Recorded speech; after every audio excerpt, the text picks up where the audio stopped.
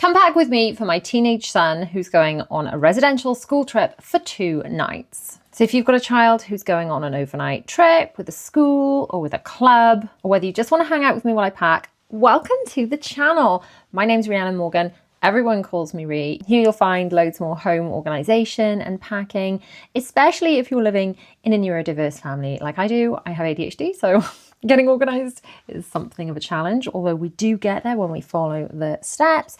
Plus I have 4 children with autism. So if you also want to be that little bit more organised or have a neurospicy family too, introduce yourself down in the comments. Would love to get to know you. In order to pack for this trip, I have already done a little bit of pre-packing with Will, who is 13, and we've been over the list, which I'm going to show you in a second, together and gathered the things that he wants to pack. So I'm just going to check it all off, get it all into the case, find any missing bits and pieces, and then when he's home from school, I can talk him through what I've done and check he's happy with it all.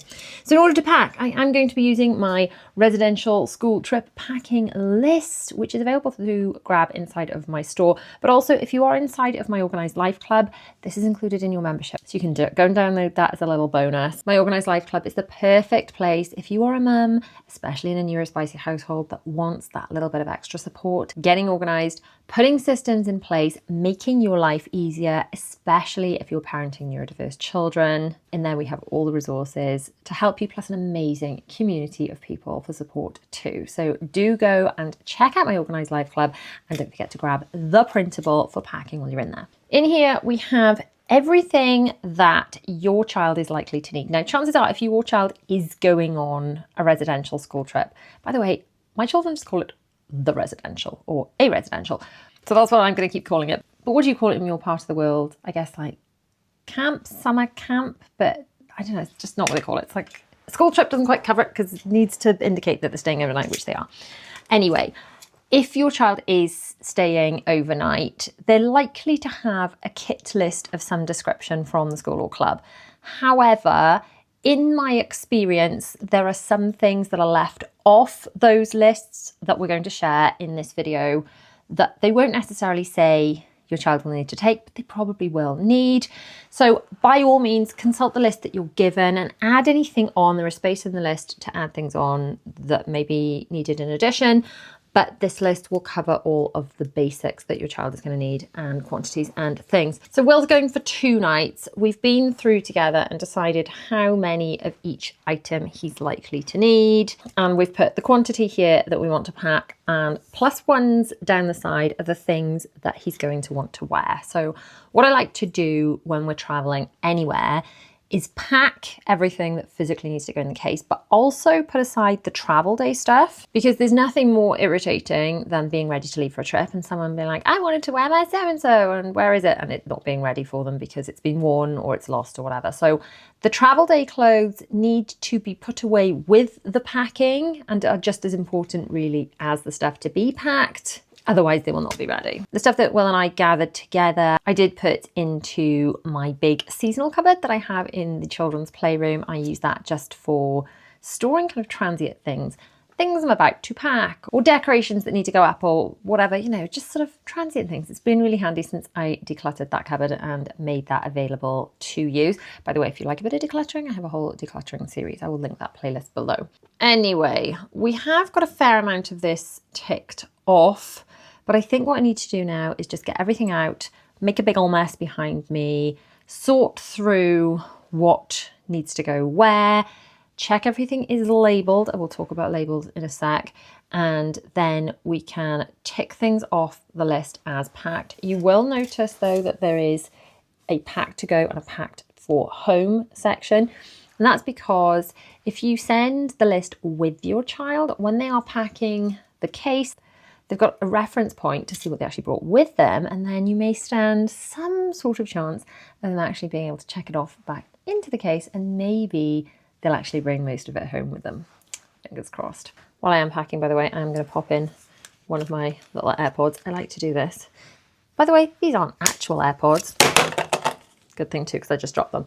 These aren't actual AirPods. These are sort of dupes. They're literally 1/10 of the price of the AirPods I last had. And while they don't have the easy switch functionality between my iPhone and my iPad, they just hook up to one device and then I'd have to manually switch them.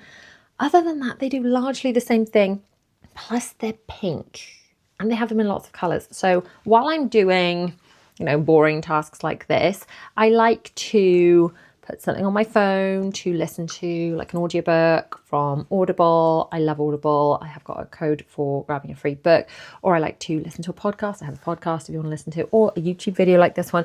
But anyway, that's why whenever I'm cleaning, decluttering, packing, anything like this, you'll see one of these in my ear. Just the one, mind you, because then I can still be listening out for the children and I can swap them over when they are flat. But honestly, these little things are fab. And they're kind of a bargain. So I will link those below and in the accompanying blog post along with everything else I mentioned in this video, in case you want to grab yourself a set, which I highly recommend you do. Now let's get going. We have brought this upstairs. Let's sort it onto the bed and figure out what we've got and what we still need. So as I'm going through everything and ticking off the list, I also need to make sure things are labelled.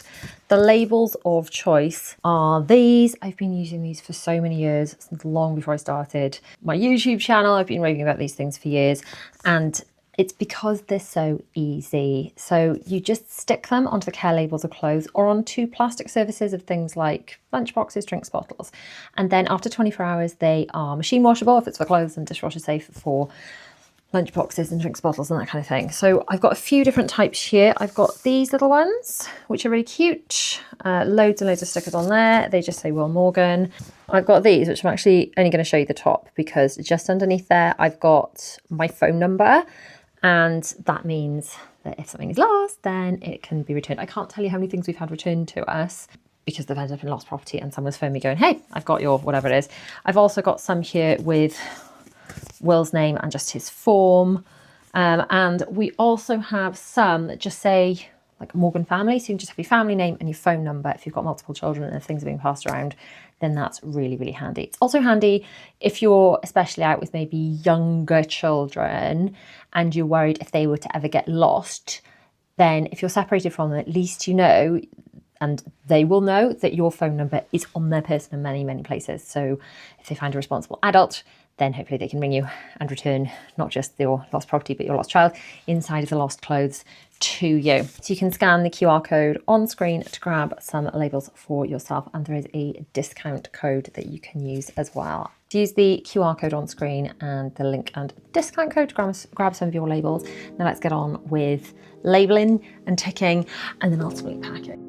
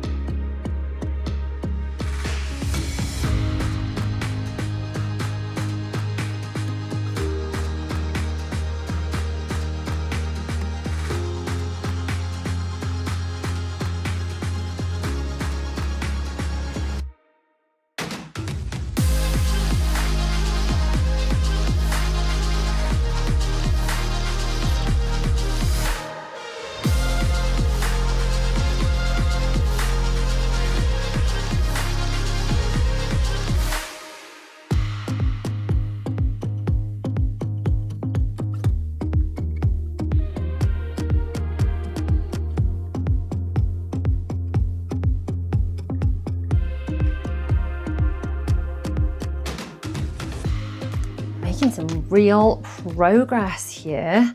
I've got everything laid out on the bed. Let's go through what I've got so far before we pack into either, can't decide which one I'm going to use, either the standard packing cubes that I always use when I'm packing.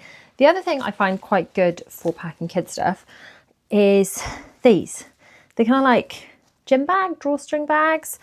And those are really handy for sending things into school. I bought these in a multi-pack, I'll link them. And they're just handy for stuff like this, either using as packing cubes or putting dirty wellies and things inside your kid's school bag, that kind of thing. So we'll check all this off and then we're going to pack it in one of two ways. Now, if you've seen my pack with me videos for like big trips, I always pack by day. So generally I would put everything one person needs to wear for that day in one outfit. So everything, pants, socks, all the things. But because I don't know exactly what Will's doing each day, because bear in mind, if we're going on a trip, I roughly know what we're doing each day. As I don't know which day Will's doing something muddy where he might get his clothes ruined, or some day where maybe they're just having more of like a disco or hanging out, I don't know what he's going to want to wear each day. So I'm just going to put all the clothes in one place and he can pick his clothes, and then the pants and socks in another place and he can pick them.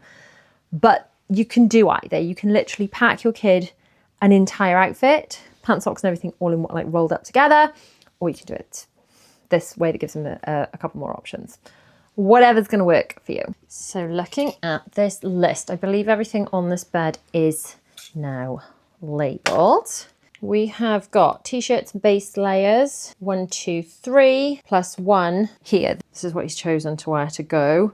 He's wearing jeans to travel. They don't necessarily recommend jeans for the outward bounds activities, because if they get wet and muddy, they really hang on to the moisture, but that's what he wants to wear to travel. His pants and socks are in there. So that's just his travel day outfit.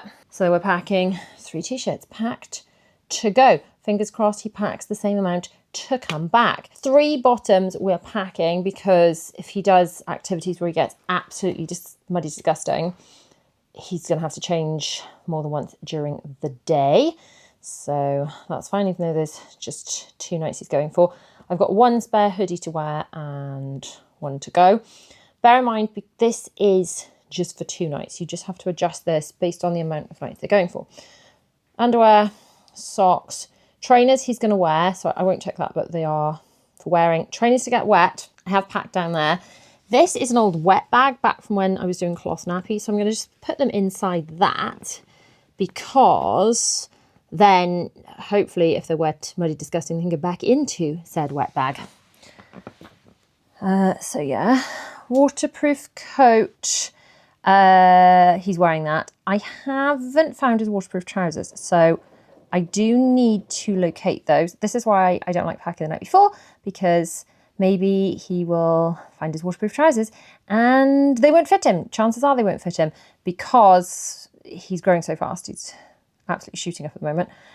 So at least by packing a few days before like this, it gives me a little chance to order some if necessary.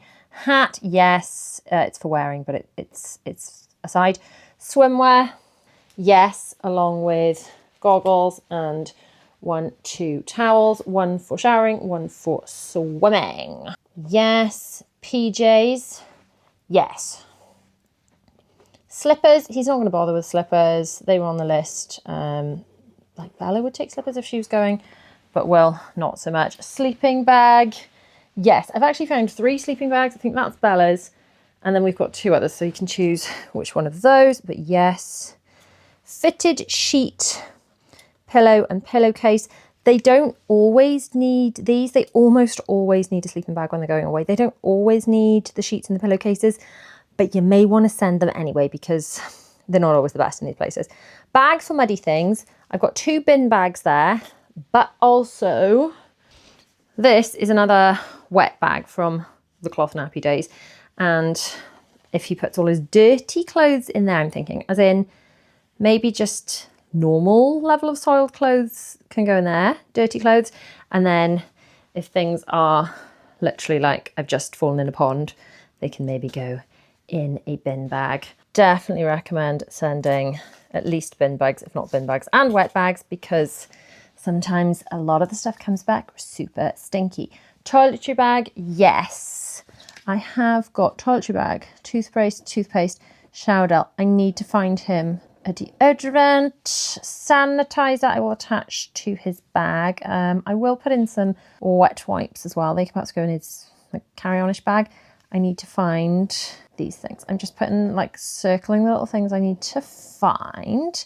Hairbrush, yes. Hair accessories he does not require. Torch, I've actually found 3 of these. These came in a pack, but I think I'm going to send him with 2. I do need to change the battery in 1, so I'm going to just put a little to do. Pack lunch obviously is going to be on the date. Snacks, I have got him just some cereal bars, just in case he's hungry in between meals, and a bag of sweets and a clip, just in case for some reason he doesn't finish them all in one sitting. Is quite sensible. Might happen, you never know. and I need to sort out the pocket money to go. Okay, let's get all of this into a case which is labelled, but also we've attached this bright green thing too. Green's his favourite colour, and if you can attach some sort of bright coloured something to the outside of your child's case to make it easily recognisable, it'll be easier when they're getting off the bus.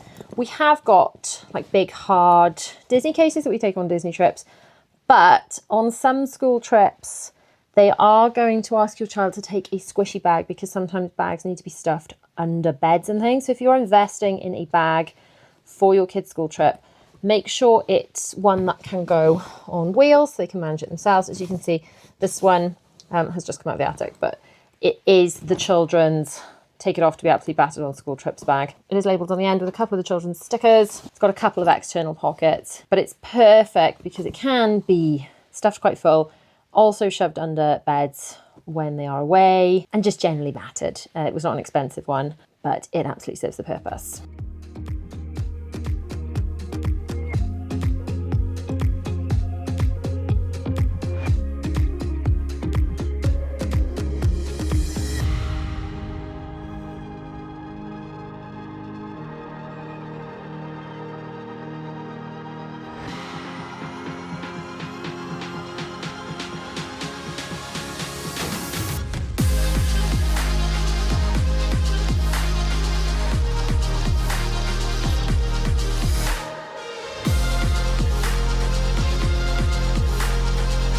That is Will's bag largely packed. I do have to get some batteries and at least one more of these torches to pack.